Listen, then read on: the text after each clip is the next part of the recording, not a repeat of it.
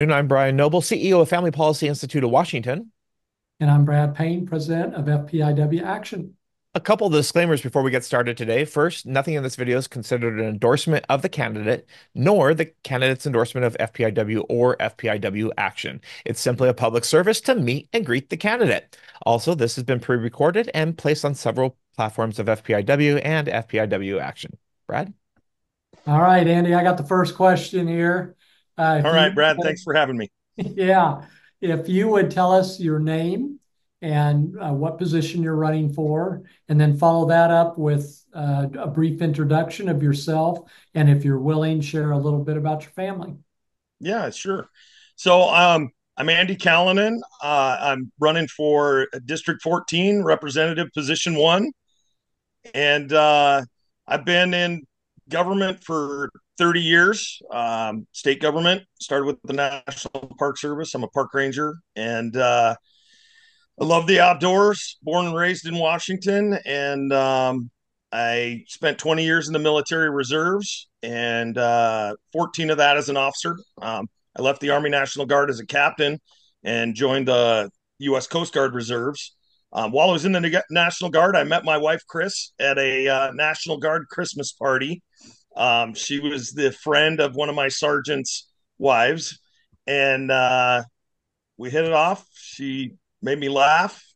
She's funny, and I fell in love with her. Got married, and we tried really hard to have children. I was born and raised Lutheran, confirmed in the Lutheran Church, and wanted to have some kids, and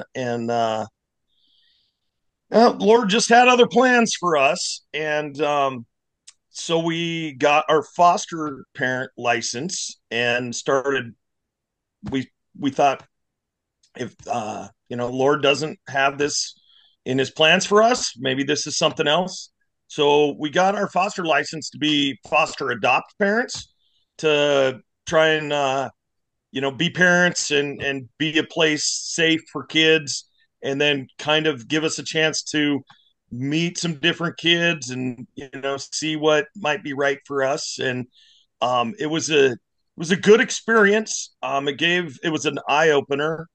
And after we had our license, we had a few placements.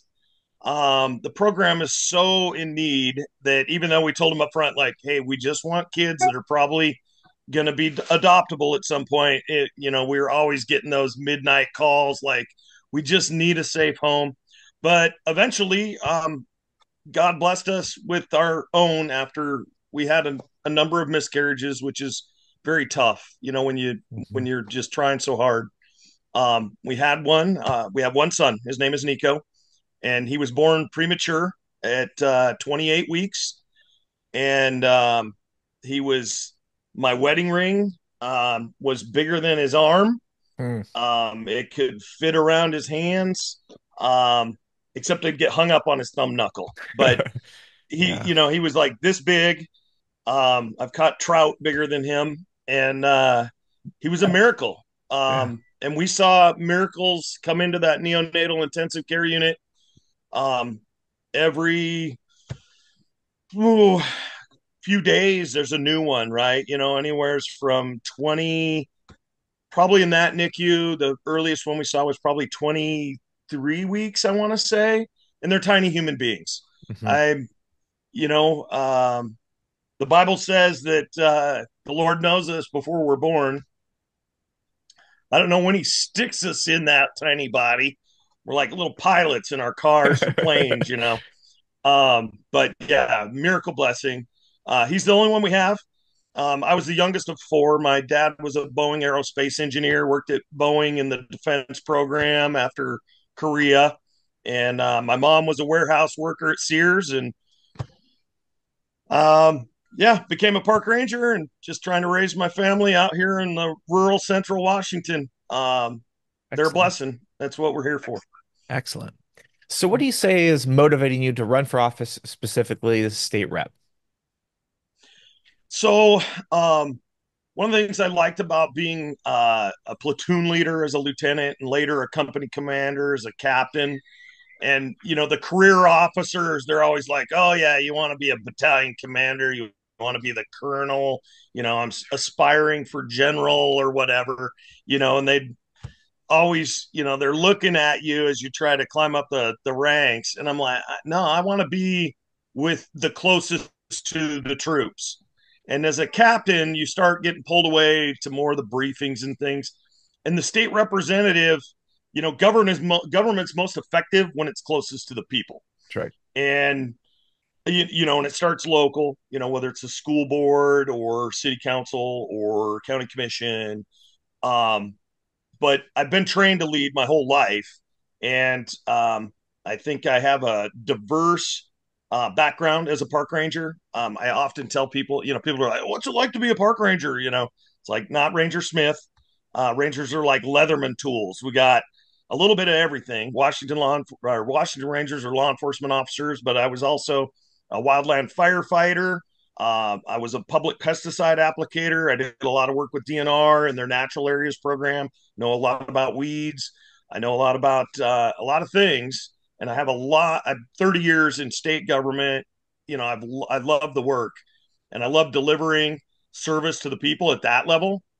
But I've seen the direction that our government's going. I've seen the direction the national government is trending, and I'm just tired of politics as usual. The cast of characters is the same. You just change the names, and it seems like they're all the same. And so I prayed for somebody else with a message and a resume and something that says I'm not in this to be a career politician, because I'm not that.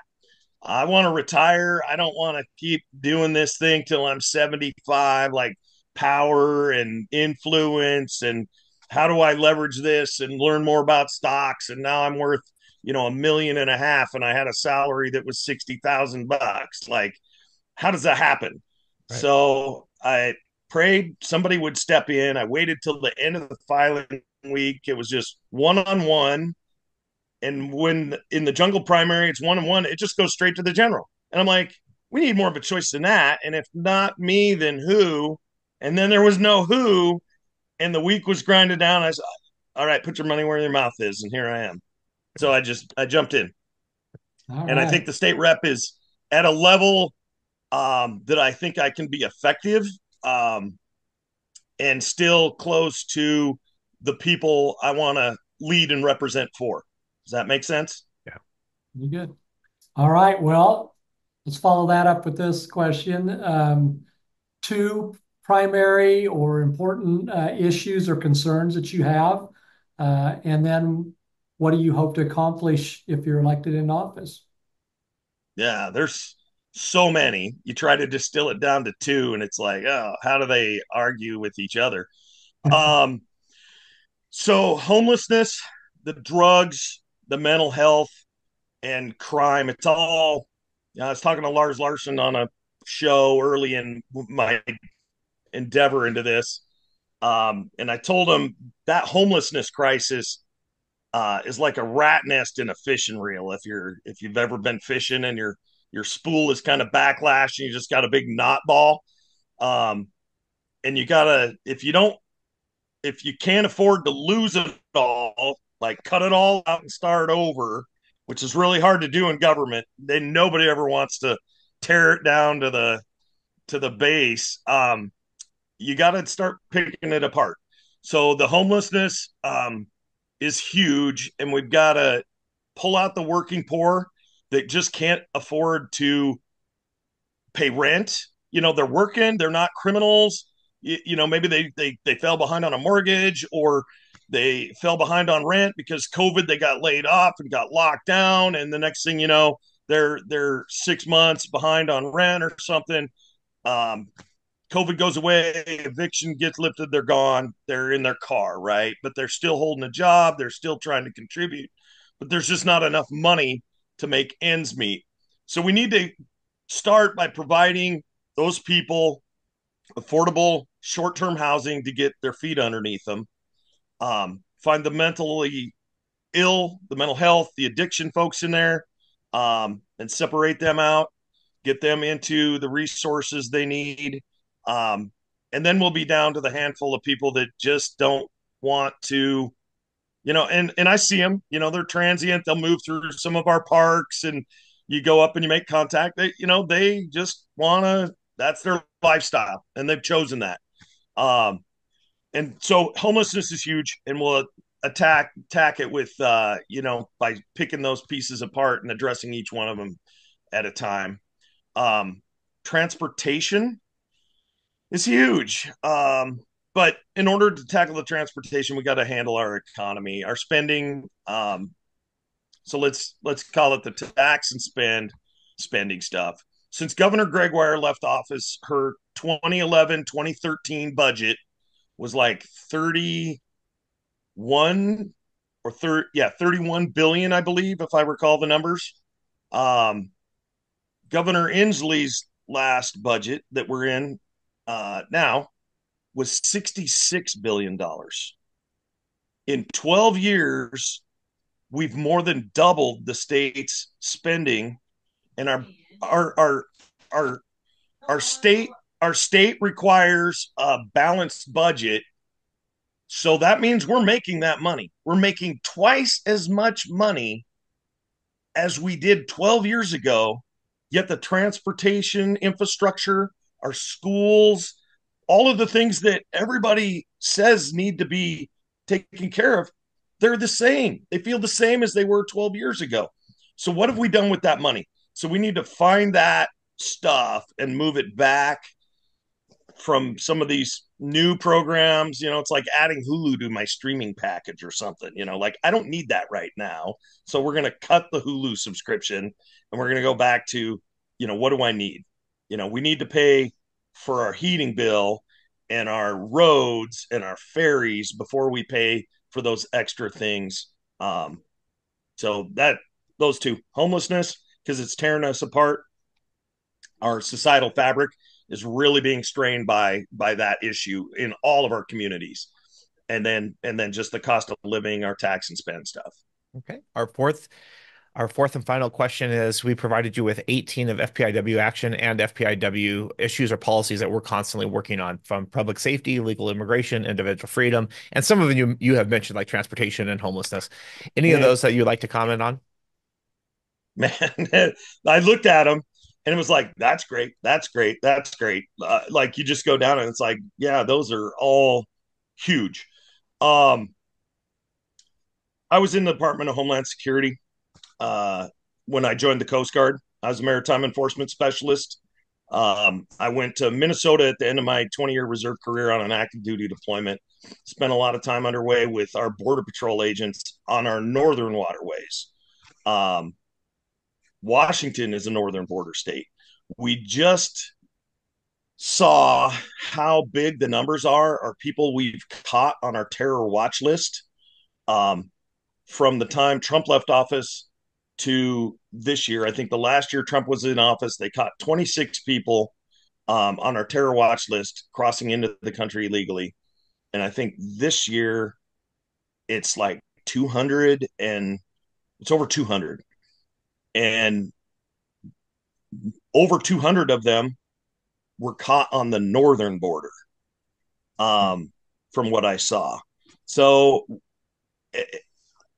we can't take care of our own folks if we're still having these other people who are, I'm sure, in genuine need.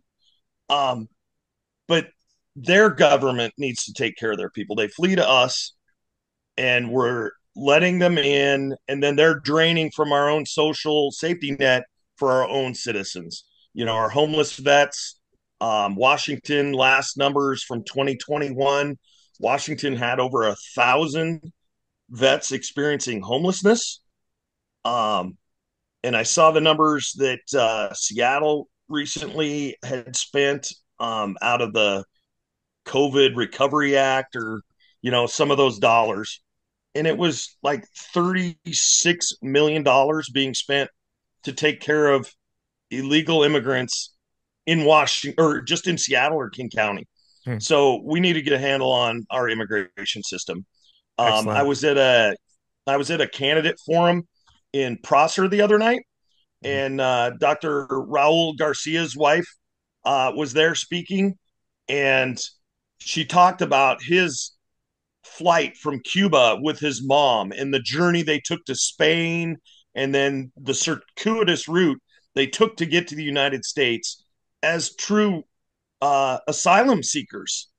And the people that we're getting now, we have NGOs that are coaching them on how to cheat our asylum program. They overburden it. 95% of the people that claim asylum and get a date 7 years from now are never going to qualify for asylum. They interview them at the border. I'm coming here for a better job. They're not being pursued by drug cartels or a government that's pursuing them as political enemies. They're just people looking for a better life. And I don't blame them for that. But they need to get in line so we can take care of our own legal immigrants here in the United States and here in Washington, where they play a huge role in Washington's agricultural business. I did a candidate forum at an NGO in Sunnyside. Sorry, um, uh, Nuestra Casa, and their mission is to teach our Hispanic immigrants English as a second language and to prepare them for their citizenship test. Wow. And those are the people, I mean, an amazing organization. Those are the people we need to help. We need to protect them by keeping people from cheating the line and letting, people. Border security is homeland security, and Exactly. it's part of our financial security as well, because it's loading our system. Well, thank you, So Andy. Thank you so yeah. much for those answers. All right, Andy. That's it. I know we just touched on tip of the spear, but we have another interview coming up shortly. So we thank you for your time. Thank you for being with us this afternoon. We appreciate it. No, thanks for having me. Thanks for the opportunity. Yeah, very good. Well, I'm Brad Payne with FPIW Action. And I'm Brian Noble with FPIW. A friendly reminder that nothing in this video is considered an endorsement of the candidate, nor the candidate's endorsement of FPIW or FPIW action. Like we like to say around here, go love your neighbor by faithfully stewarding the public square. God bless.